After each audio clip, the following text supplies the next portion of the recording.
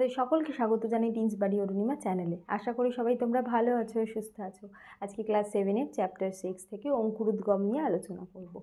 প্রথমেই আসি সেটা হলো অঙ্কুরোদ্গম কী। যখন ধরো তুমি একটা ছোলা বীজ নিয়েছো এবং সারা রাত জলে ভিজিয়েছো, তারপরের দিন যখন এই ছোলা বীজটাকে ভিজে কাপড় মুড়ে রাখবে, তখন দেখতে পাবে এই ভিজে কাপড় মুড়ে 4-5 ঘন্টা রাখার পরে দেখতে পাবে ছোলা বীজটার যে শার্প একটা অংশ, সেই অংশ থেকে একটা সাদা মতো জিনিস বার হচ্ছে। এটাই হলো অঙ্কুরোদ্গম। এইভাবে যদি ভিজে কাপড়ে মুড়ে আরও বেশ কিছু দিন রাখো, মানে 1 দিন 2 দিন রাখো, দেখবে যে এদের ভ্রূণ মূল এবং ভ্রূণ মুকুল দুটোই বার হয়েছে এবং এখান থেকে মূল তৈরি হতে থাকবে, ওপর দিক থেকে মুকুল হতে থাকবে। এটাই হলো অঙ্কুরোদ্গম। তাহলে অঙ্কুরোদ্গম মানে হলো বীজ জার্মিনেট করছে, বীজ সুপ্তাবস্থা কাটিয়ে জেগে উঠছে। এবার বীজের ভিতরে কি থাকে? বীজের ভিতরে ভ্রূণ না থাকে এবং ভ্রূণের খাদ্য থাকে। তাহলে অঙ্কুরোদ্গম কাকে বলছে?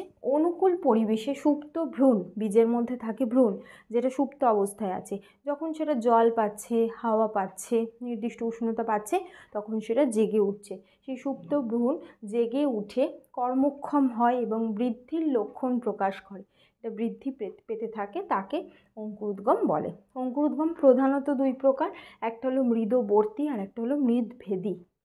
মৃদবর্তী মানে হলো তুমি মাটির মধ্যে বীজটাকে পুঁতলে এবং সেই বীজটা থেকে গাছ বার হলো, কিন্তু বীজটা মাটিতেই থেকে গেল।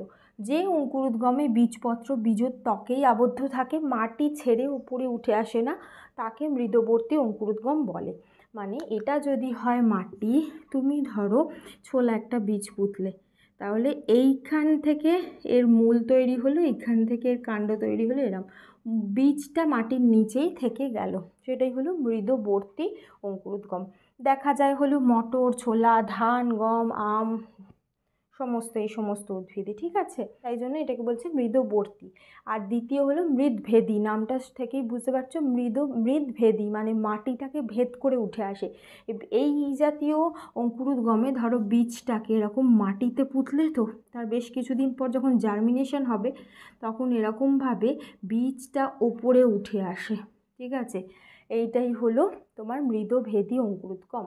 এটা দেখা যায় কুমড়ো গাছে, খুব সহজেই তোমরা দেখতে পাবে। ধর একটা কুমড়ো বীজ এরকম মাটির নিচে পুঁতেছো, কিন্তু যখন এ থেকে এরকম মূল এবং মুকুল তৈরি হচ্ছে, তখন কিন্তু বীজটা মাটির ওপরে উঠে আসে, ঠিক আছে?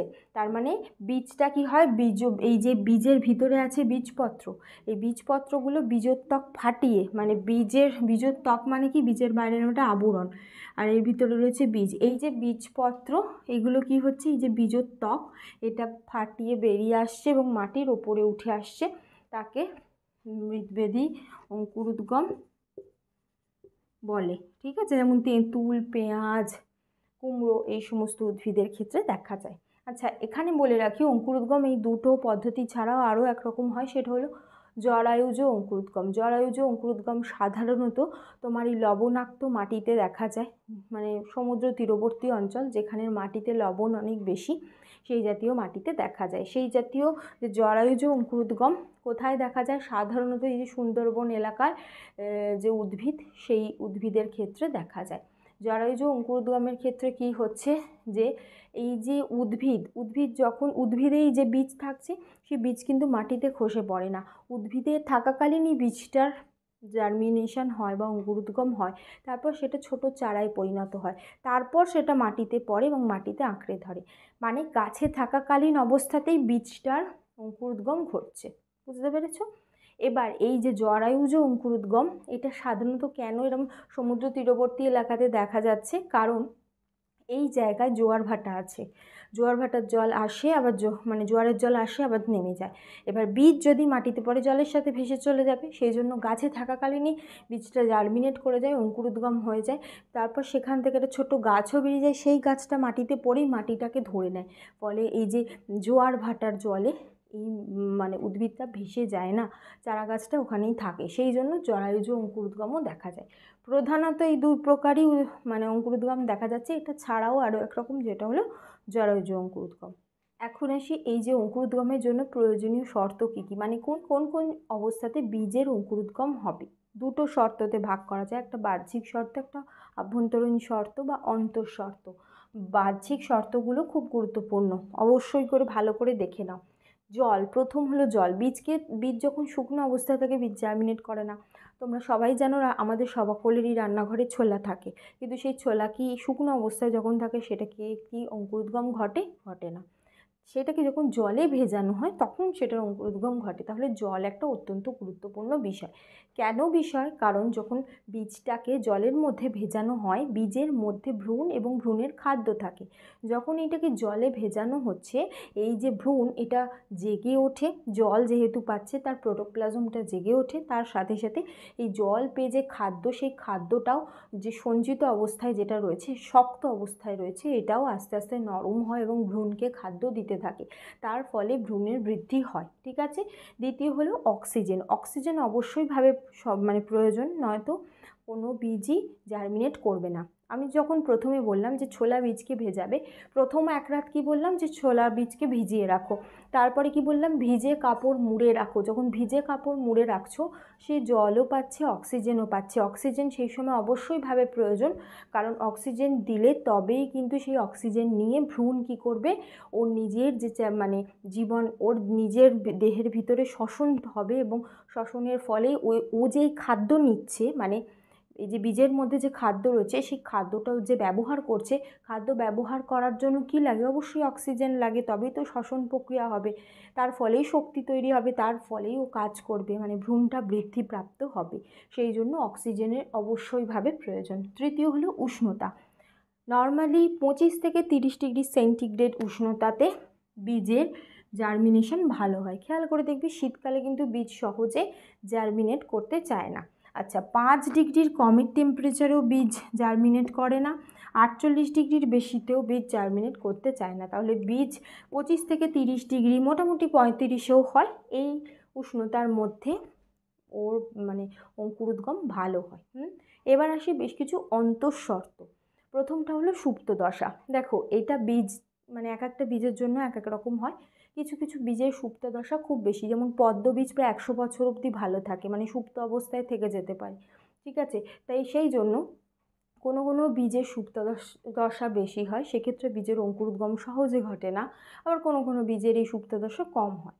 দ্বিতীয় হলো খাদ্য। এই যে বীজের মধ্যে ভ্রূণ রয়েছে এবং ভ্রূণের খাদ্য সঞ্চিত রয়েছে, তাহলে সব বীজ কিন্তু দেখবে ভালো হয় না, কোনো কোনো বীজ একটু কুঞ্চিত হয়, বা কোনো কোনো বীজের ক্ষেত্রে এই যে ওর ভিতরে যে ভ্রূণের খাদ্য যেটা যথাযথ পরিমাণ থাকে না, ফলে বীজটার অঙ্কুরোদ্গম ঘটে কিন্তু সেখান থেকে উদ্ভিদ হয়তো বার হয় না। সেই জন্য খাদ্য বীজের মধ্যে বীজপত্রে যে খাদ্য, সেটা খুব গুরুত্বপূর্ণ বিষয়।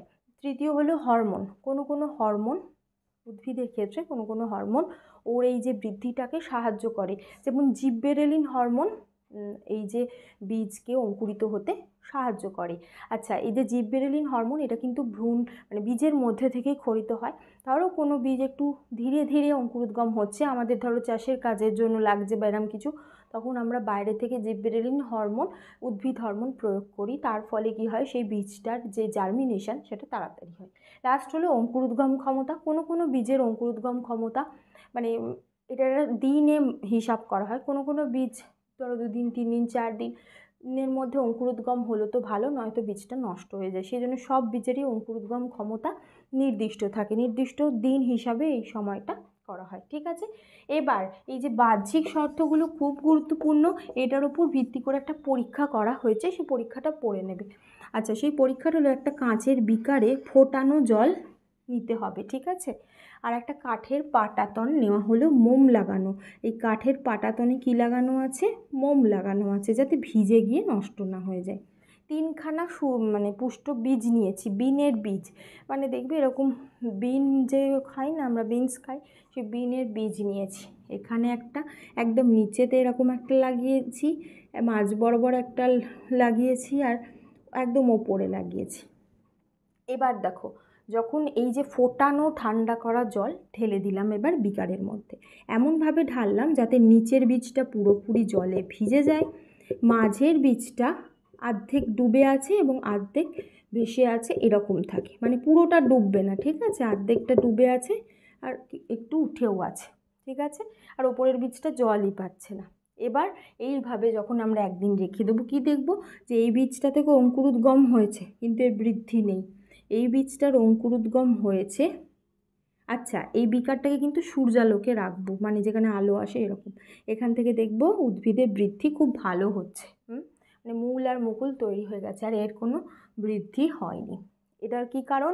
এইখানে যে আছে সে জল তো পাচ্ছে, কিন্তু যেহেতু এইখানে যে জলটা ঢেলেছি সেটা হলো ফোটানো ঠান্ডা করা জল, তার মানে জলে দ্রবীভূত কোনো অক্সিজেন নেই, তার মানে এ অক্সিজেন পায়নি। জল পেয়েছে কিন্তু অক্সিজেন পায়নি। সেই জন্য কি হয়েছে, যে এর জার্মিনেশন হয়েছে কিন্তু ব্যাপারটা কন্টিনিউ করেনি, থেমে গেছে। মাঝে যে আছে সে দেখো জলও পেয়েছে, উপর থেকে অক্সিজেনও পেয়েছে, আর উষ্ণতা যেহেতু সূর্যালোক, মানে যেহেতু প্রপার জায়গায় রেখেছি সূর্যালোক পাচ্ছে, উষ্ণতাও পেয়েছে, সেই জন্য এর বৃদ্ধি হচ্ছে। এখানে দেখে এ উষ্ণতা পেয়েছে কিন্তু জলও, অক্সিজেনও পেয়েছে কিন্তু জল পায়নি, সেজন্য এর অঙ্কুরোদ্গম হয়নি। তাহলে অঙ্কুরোদ্গমের জন্য সবচেয়ে গুরুত্বপূর্ণ এই তিনটে জিনিস, এই তিনটেই লাগবে, তবেই অঙ্কুরোদ্গম হবে। ঠিক আছে, সেই জন্য এই পরীক্ষাটার মাধ্যমে এটা করা হয়। অবশ্যই পরীক্ষাটা যখন পড়বে, এখানে যে জলটা ঢালা হয়েছে সেটা ফুটিয়ে ঠান্ডা করা জল হতে হবে, নয়তো জলের মধ্যে নর্মালি দ্রবীভূত অক্সিজেন থাকে। এমনি যদি জল ঢালো তখন কিন্তু এখানের যে ইয়েটাও খানিকটা হলেও বৃদ্ধিপ্রাপ্ত হবে, এখানের যে বীজটা। সেজন্য ফুটিয়ে ঠান্ডা করা জল ঢেলেছি যাতে অক্সিজেন না থাকে এই জলের মধ্যে। ঠিক আছে, অক্সিজেন বাতাস থেকেই নিতে হবে। এইভাবে এই পরীক্ষাটা করা হয়েছে।